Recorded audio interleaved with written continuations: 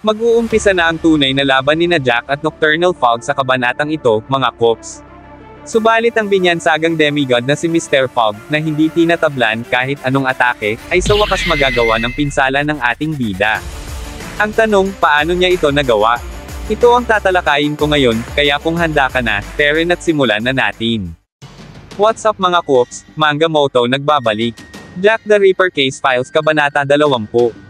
Demigod vs Demon Killer. Sa pag-uumpisa ng kabanata, masayang-masaya ang ating bida na si Jack na makalaban si Nocturnal Fog. Ngunit lingid sa kanyang kaalaman, napapalibutan na siya ng mga tauhan ni P-Man. Tinatanong sina Jack at Mr. Fog kung sila ba ang responsable sa pagsabog ng malatay-tanak na barko ng kanilang boss na si P-Man.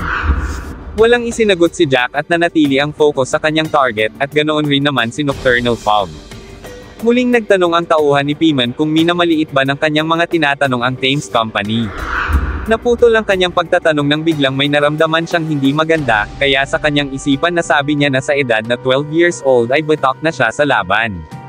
Ang kakaibang pakiramdam niya sa dalawang magkaharap na ito ay nasa ibang antas, kaya panigurado, kung sasali sila ay kamatayan ang naghihintay sa kanila. Heto na't nagsalita na si Nocturnal Fog, at para sa kanya, dahil pareho sila ng abilidad ng mata ni Jack, ay inaasahan niyang mararamdaman rin ng ating bida ang kanyang nararamdaman. Subalit nadismaya lang ito at dito'y umatake siya ng ubod ng bilis. Agad na lumingon si Jack sa kanyang likuran at mabilis na nakaisip ng plano gamit ang lalaki sa kanyang likod. Tumalo ng ating bida paitaas sabay kapit sa ulo at balikat ng lalaki upang hindi mawala ang balanse sa kanyang katawan. Sa kanyang pagbagsak ay itinulak niya ng ubod ng lakas ang sugatang lalaki paarap. Nagawa namang masangga ni Nocturnal Fog ang lalaki gamit ang kanyang kanang kamay sabay banat ng kanyang hawak na sandata na tumapo sa buhay ng tauhan ni P-Man. Ang mapaminsalang atake ni Nocturnal Fog, na sinadya niyang patagyusin sa katawan ng lalaki, ay nagawang maiwasan ni Jack. Ngunit ikinabigla ni Nocturnal Fog ang kanyang nakita nang mapansin niyang may hawak ng caliber 38 revolver ang ating bida na nakatutok na sa kanya.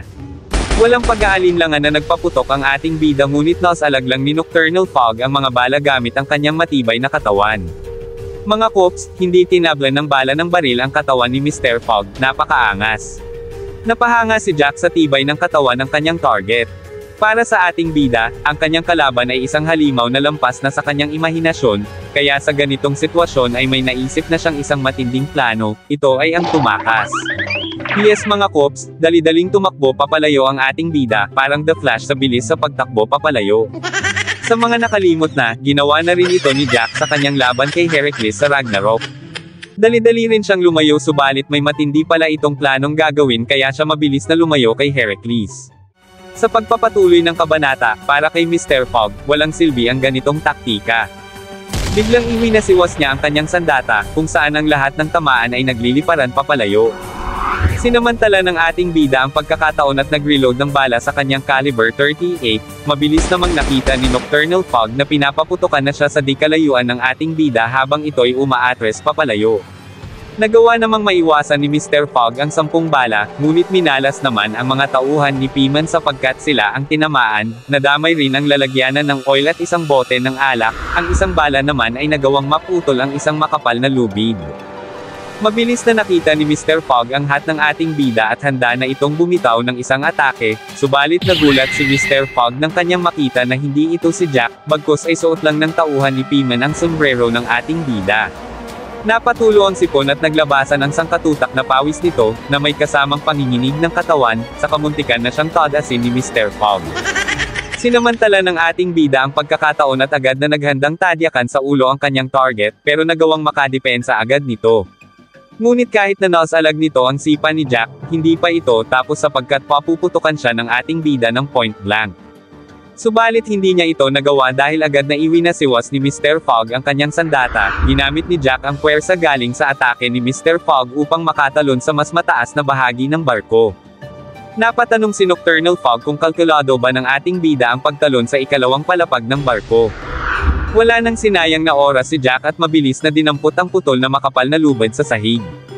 Ang mga tao kung nasaan si Jack ay napatingin sa kanya at ayaw nilang lumapit ito sa kanila, mabilis ang galaw nito hanggang sa makita na niya ang hinahanap.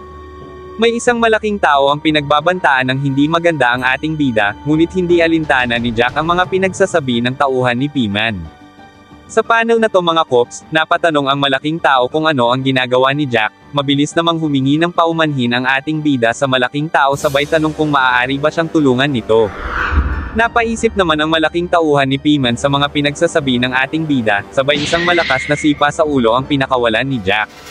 Nawalan ng balanse ang malaking tao na nagresulta sa pagkahulog nito sa ibabang bahagi ng barko.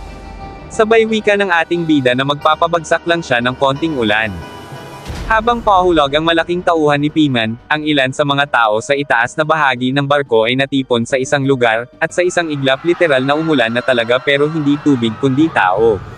Huli na nang mapansin ni Nocturnal Fog ang supresang atake ni Jack kaya nabagsakan siya ng sangkaterbang tao ng ating bida. Subalit may isang dugo ang kamay ang lumabas sa tumpok ng patay na mga katawan at dito na umahan si Mr. Fogg na parang hindi ininde ang bigat na bumagsak sa kanya. Sa kabilang banda naman, nasisiyahan si Jack sa mga nangyayari. Napansin na ng target ng ating bida ang tumatagas na oil at alak sa kanyang likuran, at dito na pinaputukan ni Jack ang naghalong oil at alak sa sahig na lumikha ng isang napakalakas na pagsabog. Ngunit sa gitna ng nagbabagang apoy ay may nagsasalita at nagwika ito na ganito pala makipaglaban ang ating bida.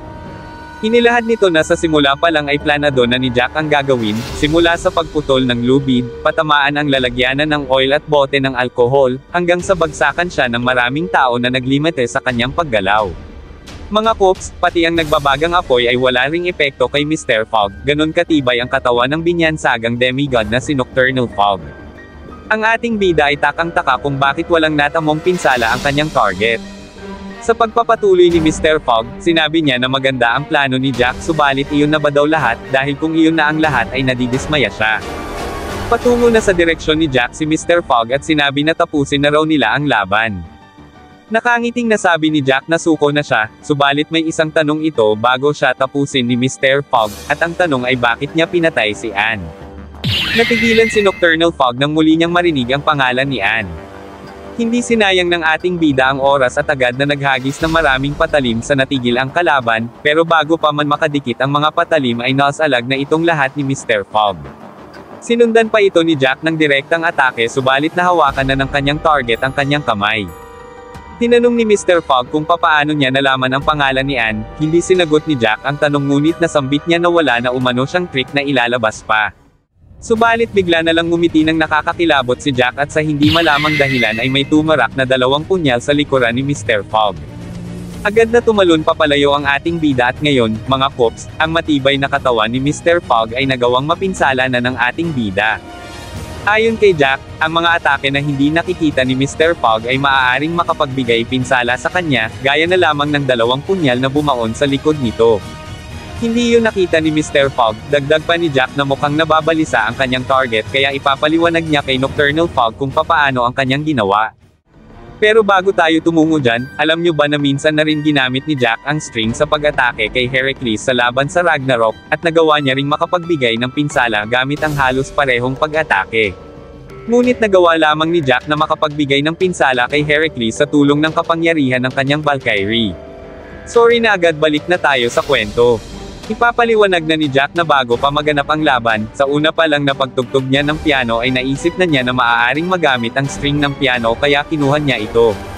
Mabilis namang naunawaan ni Mr. Fogg ang mga nangyari at ayon sa kanya mismo, ang ilan sa patalim na pinakawalan ng ating bida ay pinatama niya sa string na siya namang bumanda pabalik at nakapagbigay pinsala sa kanyang likod. Ang atake na to ay hindi talaga nakita ni Mr. Fogg mga pops, napakaangas. Sa puntong to, naalala ni Jack nang minsan niyang makalaban mag-isa ang matinding grupo ni Noah na tinatawag na Mother Goose na muntik tumapos ng kanyang buhay. Ayon sa ating bida, ang pinakamahalagang aral na natutunan niya sa laban na iyon ay ang maingat na paghahanda sa laban at ang pag-angkop sa mga pangyayari. Natutunan niya ang lahat ng ito sa isang kaibigan, at ito'y walang iba kundi si Noah, mga kops. Ito na ang nakakabiglang pagtatapos ng Kabanata 20, dahil naging sobrang interesado si Jack sa kanyang nakikita at kapansin-pansin na naka-activate ang kapangyarihan ng kanyang mata. Ang malaking tanong, ano ang kanyang nakikita? At dito na nagtapos, alam kong bitin ka sa kwentuhan natin, kaya sorry na agad. Shoutout po muna kina Ailra Craig, Gerald Eluriaga, Roel Supas.